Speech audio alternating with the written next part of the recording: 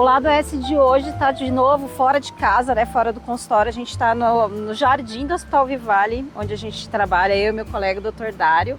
Dr. Dário, você pode se apresentar para a gente, por favor, onde a gente te encontra, qual a tua profissão, né? Bom, em primeiro lugar, obrigado pelo convite. Eu sou gastrocirurgião, trabalho aqui no Vivale com cirurgias do aparelho digestivo e no meu consultório aqui em São José também. E em rede social, quem quiser me ver, é mais no Instagram, que é Dr. Dr. Dário Birolini. Joia.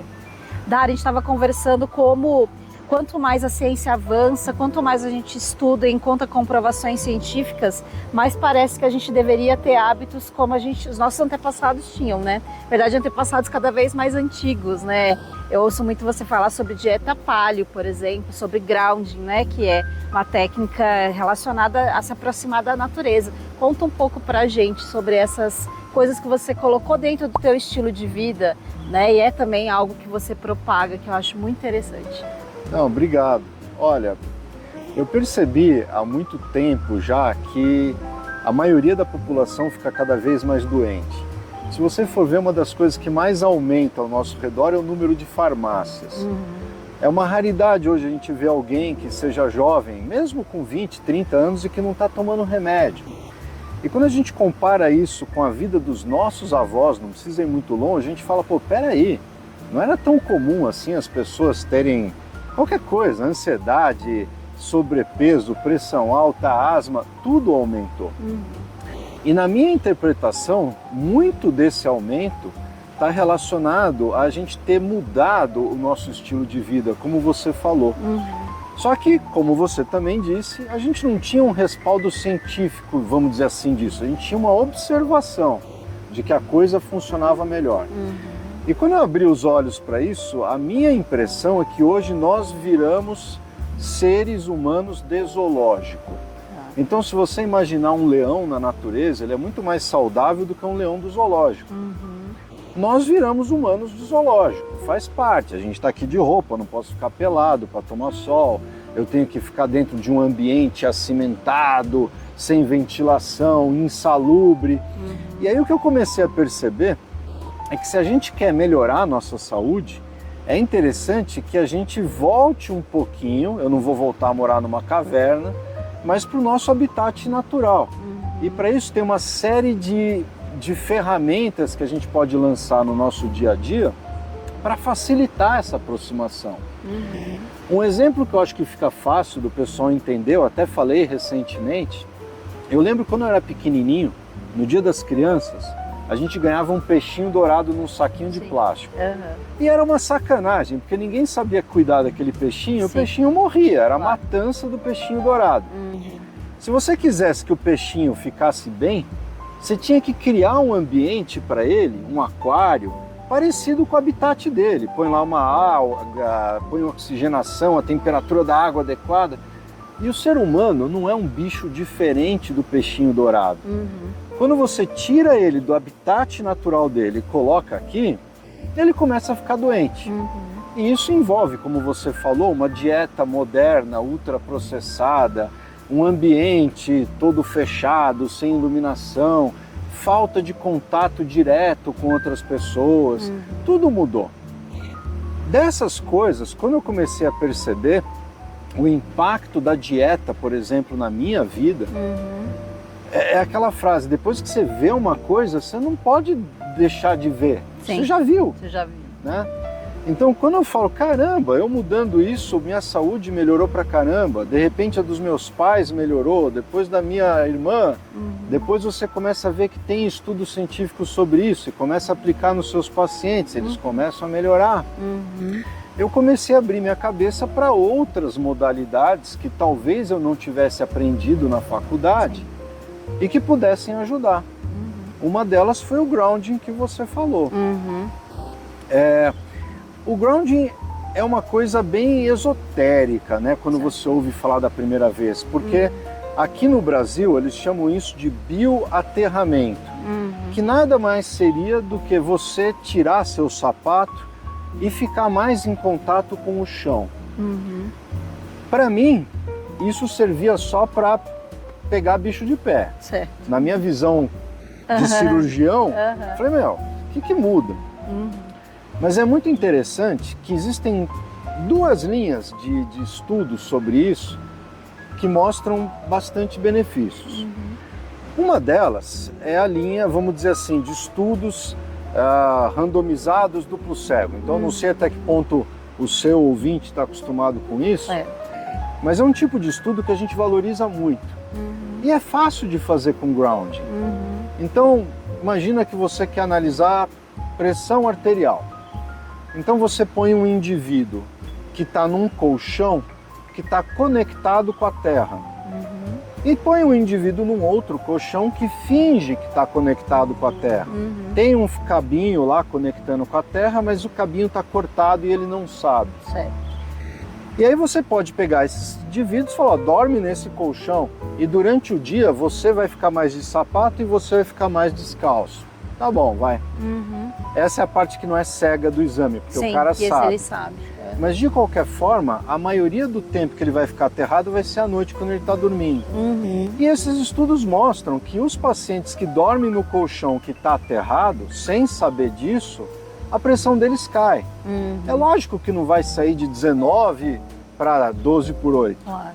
mas diminui 10, 15 pontos. E esse tipo de estudo foi feito com o que você quiser imaginar.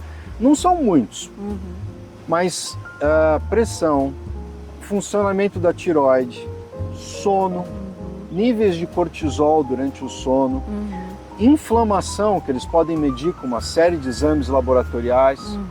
E um deles que eu achei particularmente interessante, recuperação de atividade física. E é claro que isso é subjetivo, porque você pode perguntar, e aí, você já está sem dor? Você está descansado? Mas eles mediam exames de sangue mesmo, então interleucina, proteína C reativa, mioquinas, CPK, e tudo isso cai muito mais rápido no grupo que faz aterramento. Então você vê, por um lado tem essa ferramenta científica falando, caramba, tem um monte de coisa que poderia ajudar se a gente ficasse mais em contato com a Terra. E aí vem a outra parte dos estudos que eu acho que é interessante também, que é o porquê. E aí tem as teorias. Mas a teoria mais aceita é que teriam pelo menos 2 fatores da Terra que a gente poderia, utilizar a nosso favor. Um deles, quando todo mundo fala, eu tomo vitamina C, coenzima Q10, sei lá, ou qualquer outro antioxidante, a gente esquece que antioxidante, a ideia dele seria neutralizar radicais livres. Então tá bom, se você tem muito radical livre, faz mal, vamos tomar um antioxidante. Mas radical livre nada mais é do que uma molécula que perdeu um elétron. É isso. E antioxidante nada mais é do que uma molécula que tem uma facilidade de doar elétrons. Então, você coloca o antioxidante, ele doa um elétron para um radical livre, acalma o radical livre, ele para de destruir a periferia, atrapalhar seu metabolismo. Bom, acontece que dá na mesma se esse elétron vem de uma molécula doadora, que seria o antioxidante, ou se vem de qualquer outro canto. E o lugar mais rico em elétrons livres que existe é a Terra. Cada vez que cai um raio na Terra, ele descarrega um monte de elétrons na Terra. Então, a partir do momento que a gente pisa na Terra sem uma sola de borracha, eu estou entrando em contato com aquilo e eu estou absorvendo elétrons. E o legal é que isso dá para medir. Eu, como médico, não sabia fazer isso, mas tem engenheiros elétricos que sabem fazer, e a gente consegue medir antes e depois do grounding, e você vê que aumenta. Então, teoricamente, isso seria um mecanismo para diminuir a inflamação do seu corpo, e hoje a gente sabe que tudo quanto é doença tem um aumento da inflamação crônica. A outra coisa que eu acho muito interessante vem de alguns estudos lá da época da Guerra Fria. O que eles fizeram? Eles queriam saber como que ia ser o holocausto nuclear. Então, se tivesse uma guerra atômica, as pessoas iam ter que ficar naqueles bunkers, viver lá num lugar fechado, com comida enlatada. Então eles queriam saber como é que o humano ia reagir naquela situação. E aí você imagina que eles pegaram centenas de pessoas, são vários estudos, deixavam meses embaixo da terra, em bunkers. O cara não sabia que hora que era do dia, não tinha sol, não tinha ventilação, não tinha barulho do galo cantando, não tinha nada para ele saber se era de dia ou noite. Certo.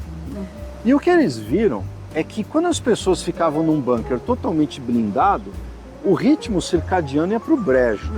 Ficava uma bagunça total.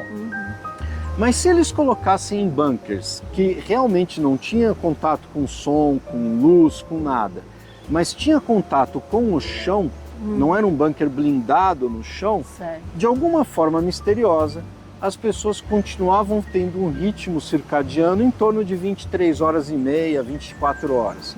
Quase igual o que a gente tem.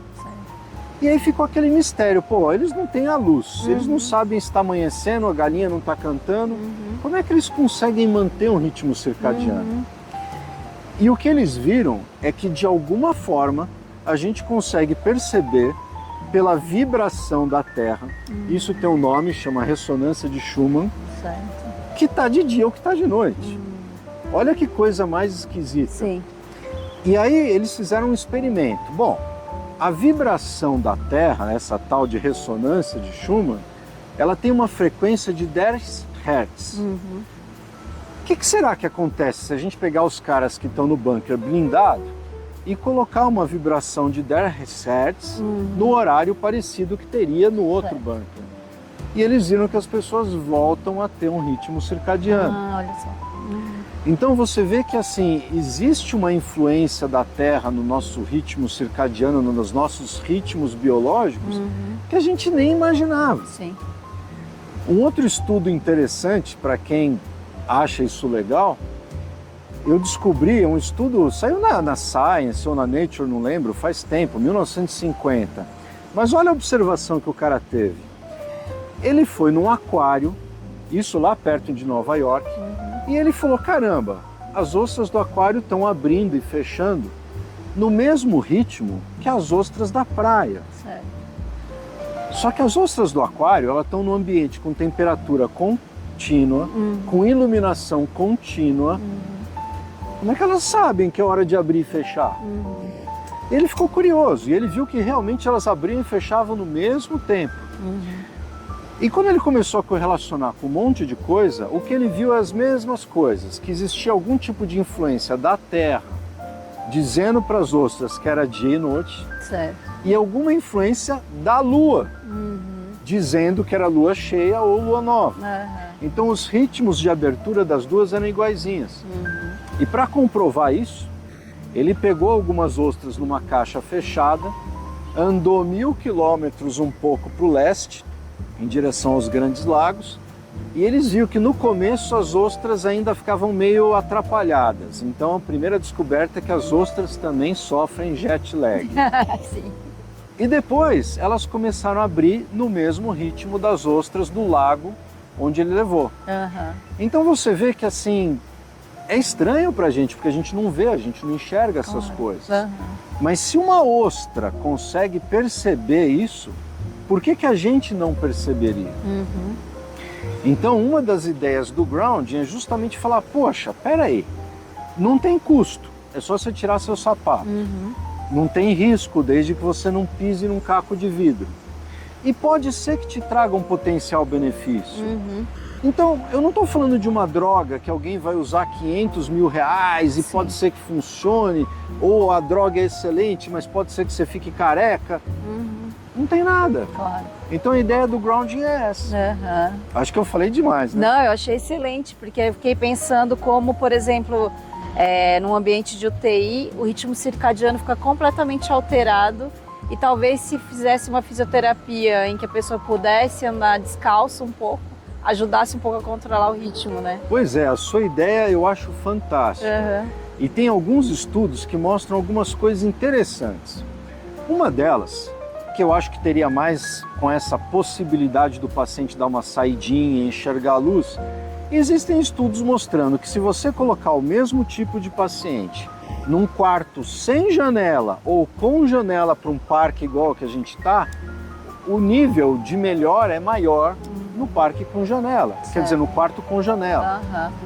Então a própria enxergar a luz do dia, ver uma árvore verde, tudo isso parece que já traz um benefício. Passear um pouquinho seria interessante também se colocasse em contato com a terra. Mas tem uma outra coisa que eu acho ainda mais interessante, que se der certo esse estudo, eu acho que vão querer me matar, então aproveita para já deixar isso salvo. Certo. Mas olha, todo paciente que eu opero, eu coloco uma placa de bisturi elétrico. Essa placa de bisturi elétrico é para um aterramento, Tá. para que ele não tenha uma queimadura por causa do bisturi elétrico. Então os elétrons saem por essa placa. E uma coisa que me ocorreu é, poxa, por que a gente não mantém essa placa na UTI e liga os caras na tomada, na noite, por exemplo? Será que isso tem algum benefício? Pode ser que tenha, pode ser que não tenha. Mas uma coisa que eu achei curioso, eu não fazia grounding, hoje eu faço, eu durmo num lençol aterrado, já que não faz mal, tá bom, não me atrapalha. E um belo dia eu estava aqui no centro cirúrgico e cocei uma espinha nas minhas costas. Cocei, tá. Depois de um tempo eu senti uma coisa molhada, pus minha mão, falei, ué, sangue? Eu me machuquei e eu estava sangrando. Tá bom, fui pro banheiro, apertei lá 5 minutos, sangue. Falei, mas que droga, eu tô parecendo hemofílico, não paro de sangrar. E aí pus um curativo e parou de sangrar. Existem estudos mostrando que o grounding aumenta o INR, aumenta o tempo de sangramento, vai? E isso é uma coisa para ficar atento, quem faz grounding e usa um tipo de remédio que chama Marevan. Certo. É lógico que não é um aumento quilométrico, mas existe um aumento que pode ser maior ou menor em determinadas pessoas. E um dos maiores problemas que a gente vive hoje em UTI é trombose. Sim. Todo mundo tem que tomar um remedinho para afinar o sangue, que traz alguns riscos, mas traz mais benefícios, prevenindo a tal da trombose. E o que me ocorreu é, poxa, e se a gente aterrasse esses pacientes? Será que essa trombose não poderia diminuir? Claro. Ao mesmo tempo, acontece uma outra coisa que também soa um pouco esotérica na UTI. Tem estudos mostrando que se você ficar falando muito no celular, o seu sangue ele fica um pouco mais viscoso. E se ele fica um pouco mais viscoso, as hemácias agregam um pouco mais, teoricamente tem uma chance maior disso coagular. Sim. Se você pega um paciente que está numa UTI, cercado de 500 aparelhos eletroeletrônicos, parado numa cama, sem se mexer e todo inflamado por uma infecção grave, esse é o cenário de uma trombose. Certo. Se eu consigo pegar esse cara e fazer um grounding, será que isso ajudaria, trazendo zero de risco? Sim. Existem pouquíssimos estudos sobre isso, relatos de caso mostrando melhora e tal, mas não existe um estudo prospectivo randomizado duplo cego. O problema é que isso é caro e ninguém quer fazer, porque a solução é muito barata. Eu não vou oferecer nada que custe R$1.000 para o hospital e que ele ganhe dinheiro ou que a indústria ganhe dinheiro. É uma coisa barata. Sim. Então é difícil de estudar, mas eu estou tentando fazer um pilotinho. Bacana. Ah, é? E o máximo que pode acontecer é falar, olha, não mostrou benefício. Não teve benefício. Não é? Mas vê como é interessante a gente associar na ciência moderna uma coisa tão besta quanto o grounding, com um potencial benefício. Se a gente for pensar na evolução também da civilização, talvez o sono era melhor das pessoas antes da gente usar sapatos. Não tenha dúvida. Olha, eu não conheço nenhum estudo mostrando populações que usavam sapato com não sapato e comparar o sono. Mas uma das coisas que eu mais gosto de ler são estudos antropológicos de sociedades. E é uma raridade, porque hoje qualquer tribo que você vai já foi bastante atrapalhada por nós. A alimentação mudou, todo mundo quer ajudar, mas atrapalha muitas vezes. Mas quando você vai analisar tribos mesmo, lá no começo do século, 1900, 1950, tem vários estudos, uma das coisas que não existia em nenhum lugar era insônia. E é muito interessante você avaliar a resposta dos nativos, né? Porque quando eles perguntavam, olha, você não consegue dormir, tem dificuldade de dormir? Não, a gente deita e dorme. Mas não tem um dia que você tem dificuldade de dormir? Ah, teve um dia que eu caí da árvore e eu fiquei com dor, e aí quando eu virava doía. Mas eles não têm insônia. E aí você vê que tem uma série de coisas que provavelmente ajudam nisso. Uma das coisas, por exemplo, é que nenhum nativo pensa na hora de ir para a cama, caramba, eu não sei se eu vou conseguir pagar aquele boleto, eu não sei se meu paciente vai melhorar, eu não sei se meu filho vai passar no vestibular. Eles não têm essa preocupação, eles vivem o presente. Sim. Né? A outra coisa é que, poxa, eles acordam com a luz do sol, eles veem essa luz azul durante o dia no céu, e depois à noite eles vão para a luz vermelha da fogueira, do pôr do sol, Sim. que já está mostrado que melhora. Tem estudos, por exemplo, com luz infravermelha e vermelha, aqueles painéis de luz, que você mede, por exemplo, melatonina antes e depois, que é o hormônio do sono. A melatonina aumenta depois de uma exposição de luz vermelha e diminui depois de uma exposição de luz azul, que é a luz que alguém vai estar olhando no celular. Como você mesmo disse, eles tinham uma atividade física. Ninguém fazia crossfit no meio do mato, mas ele subia, descia, caminhava, tinha que caçar um alimento, carregar o alimento. Sim. A mulher muitas vezes tinha que ficar coletando batata, frutas, tubérculos. Então eles tinham uma atividade constante ao longo do dia. E quando escurecia, ninguém ia ver Netflix, Sim. ninguém ligava o celular, ninguém ficava respondendo e-mail. Então tudo isso, e talvez o grounding, ajudassem no seu sono. Do ponto de vista científico, existem poucos estudos de grounding e sono, mas tem um estudo muito interessante em que eles dosaram várias vezes ao dia de vários pacientes os níveis do cortisol. E é interessante que você vê que é um nível todo zoado na maioria das pessoas. Não tem aquele padrão que a gente esperava de subir de manhã e cair à tarde. E fazendo o grounding, o padrão volta a melhorar. E o paciente não sabe controlar o cortisol dele, vamos dizer assim, indiretamente pelo menos, Sim. ou diretamente. Então é uma coisa que mostra que mudou. E se mudou, tem um potencial benefício no sono também, né? Claro. A gente está muito fora do nosso ambiente. Exato. A outra questão que eu acho interessante que você comenta é a respeito do colesterol, porque existe na nossa sociedade uma preocupação absurda com relação à doença cardiovascular, que é a primeira causa de morte, né, nas sociedades, e até onde a gente sabia estava relacionada ao colesterol. Mas você conversa muito sobre o quanto também a falta do colesterol também se tornou prejudicial nas sociedades. Né? Olha, é muito interessante que quando você analisa simplesmente níveis de colesterol e mortalidade por qualquer coisa, mesmo porque você morrer com colesterol baixo não é legal. Eu não quero morrer. Eu não quero saber de infarto, derrame, demência, infecção. Eu não quero morrer. Quando você analisa o desfecho mais importante, que é a mortalidade, o colesterol é sempre um J. Então, quando você tem um colesterol muito baixo, morre bastante. Aliás, o J seria assim, né? Então, para a câmera. Colesterol muito baixo, morre bastante. Quando vai aumentando o colesterol, morre menos. E quando o colesterol está muito alto, também morre mais. Certo. E é curioso que o colesterol muito alto morre menos do que o colesterol muito baixo. Tem uma série de coisas que deixam essa hipótese do colesterol um pouco falha. Ela tem suas falhas. Mas você sabe que a principal falha que eu vejo no colesterol é que quando a gente analisa doença cardíaca, o primeiro artigo sobre trombose aguda de coronária dos Estados Unidos é de 1912. 1912 a gente já sabia clinicar muito bem. E os livros-textos daquela época, eles já descrevem a angina, que seria a dor do coração, mas como uma raridade. E infarto, morrer do coração, era uma raridade maior ainda. E olha que naquela época eles já faziam autópsia.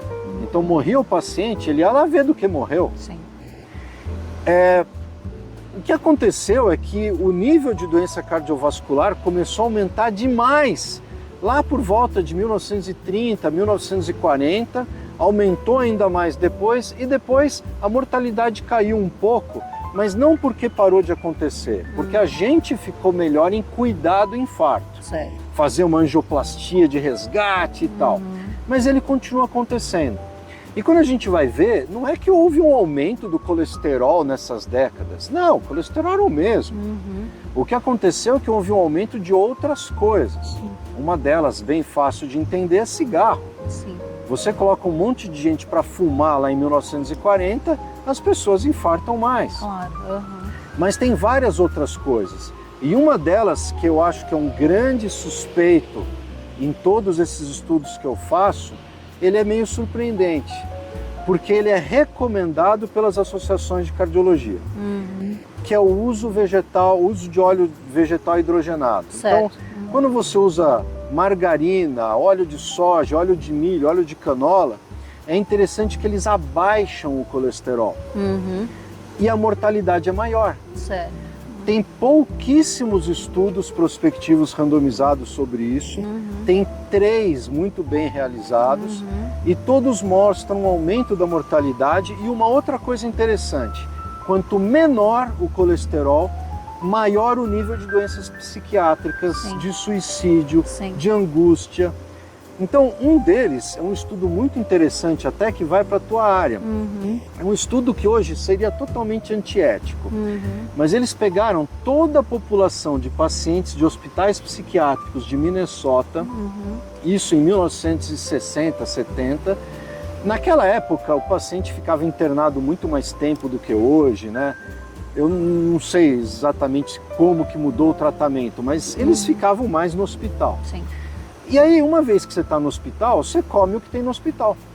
Então eles dividiram. Um grupo de pacientes só recebia manteiga, Certo. o outro só recebia margarina e óleo de soja, enquanto o outro recebia naquela época banha. E o que eles viram? No grupo do óleo de soja e margarina, o colesterol caiu. Mas como esses pacientes eram muitos pacientes, um estudo de acho que 5.000 pessoas internados durante vários anos, o que eles viram é que quanto mais caía o colesterol, mais essas pessoas morriam, principalmente de câncer. Certo.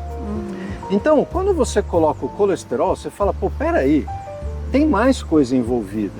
Tem a inflamação envolvida, tem o ômega 6, tem a falta de ômega 3, tem o aumento excessivo de açúcar refinado, de comida industrializada. Sim. Sabe, quando a gente analisa, por exemplo, comida industrializada, indo um pouco mais para a minha área, que seria, por exemplo, câncer de intestino, puxa, a quantidade de substâncias esquisitas que tem lá e que aumentam câncer, pelo menos em rato, é enorme. E o que eu acho interessante é que a pessoa hoje fica com medo de comer um ovo, um bife, uma abobrinha e começa a comer uma bolacha com toda tranquilidade, uma bolacha azul, com corante esquisito, com conservante esquisito. Então, da mesma forma que essas substâncias influenciam no intestino, e isso está muito claro, elas também influenciam em todo o resto, na cabeça, no coração, em qualquer canto.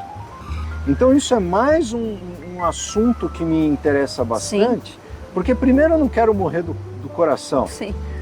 Segundo, o meu colesterol é alto e é muito mais alto do que a maioria das pessoas. Sim.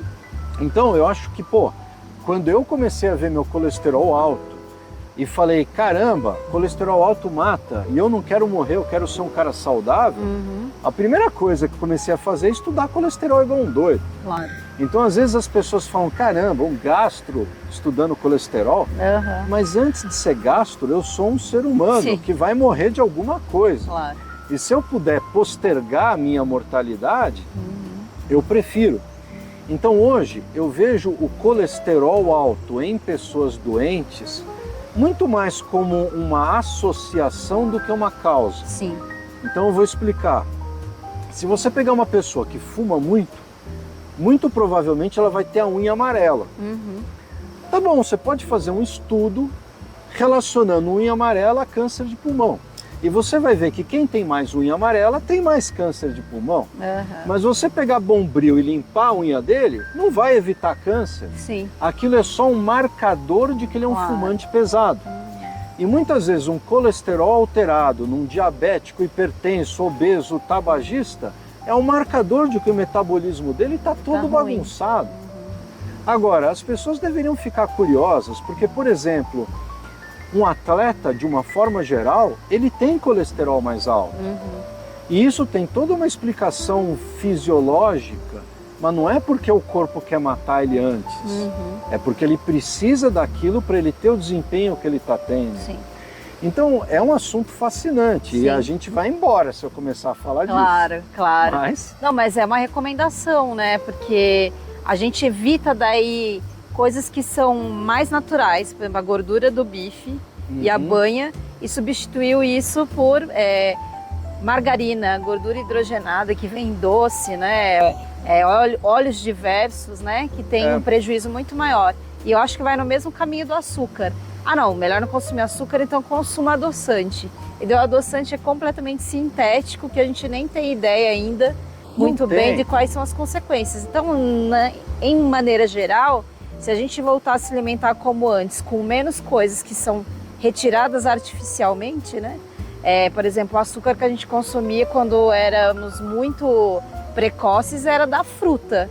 Esse açúcar que saiu da cana-de-açúcar, ele foi desenvolvido também, uma criação. Né? E ele que aí foi desenvolvendo esse monte de pessoas com diabetes, né? A quantidade de açúcar que a gente consome que a gente não consumia, a necessidade de doce que a gente tem hoje que a gente não tinha antes, né? Então, acho que a conversa quanto mais retornar à alimentação mais antiga possível, parece que é a que causaria uma maior propensão à vida, né?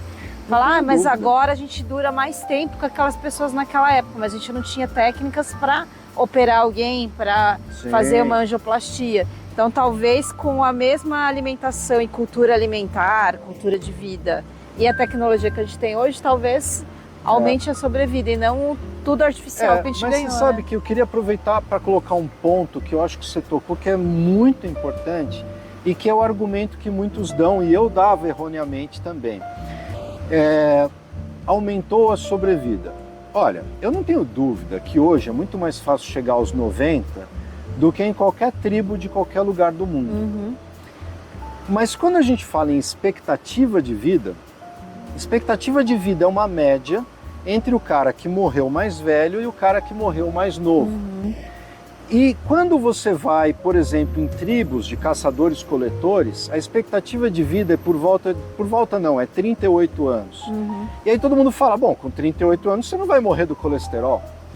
Mas 38 anos quer dizer o quê? Quer dizer que a maioria da população morre com 72. Mas tem um monte de criança que morre ao nascer. Então, 80 e 0... a média dá 40. Então, o grande avanço na sociedade moderna não foi em deixar as pessoas ficarem mais velhas, foi em reduzir mortalidade infantil. Todos os personagens que a gente conhece, quando a gente vai analisar, é lógico que você pode questionar, mas Buda morreu com 80 anos. Hipócrates com 70, Aristóteles com 76, se não me engano, Sócrates foi assassinado com 70, todos eles são idosos. Moisés teria vivido até os 120, sei lá, mas de qualquer forma, sempre houve idosos, qualquer população tinha idosos, e mesmo as tribos têm seus anciões. Agora, a diferença é que o ancião da tribo, ele vai morrer de pneumonia, ou ele vai quebrar a perna, ou ele vai pisar no espinho e vai infectar o pé dele. Enquanto que hoje a gente, aos 50 anos, já começa a morrer de diabetes, pressão alta, demência, artrite reumatoide, sei lá o quê. Então isso é uma noção que as pessoas têm equivocado. Agora, eu não tenho dúvida que a medicina trouxe avanços enormes. A gente consegue hoje fazer uma cirurgia em alguém que ia morrer de apendicite, embora a apendicite também seja uma doença moderna. A gente consegue engessar a perna de alguém que quebrou a perna e na natureza ele ia morrer. E uma outra coisa do açúcar que eu achei muito interessante que você falou, se você for pensar, uma das coisas mais importantes para a gente viver na natureza é ter dente. Se eu não consigo mastigar um alimento que não é processado, eu não tenho papinha na natureza.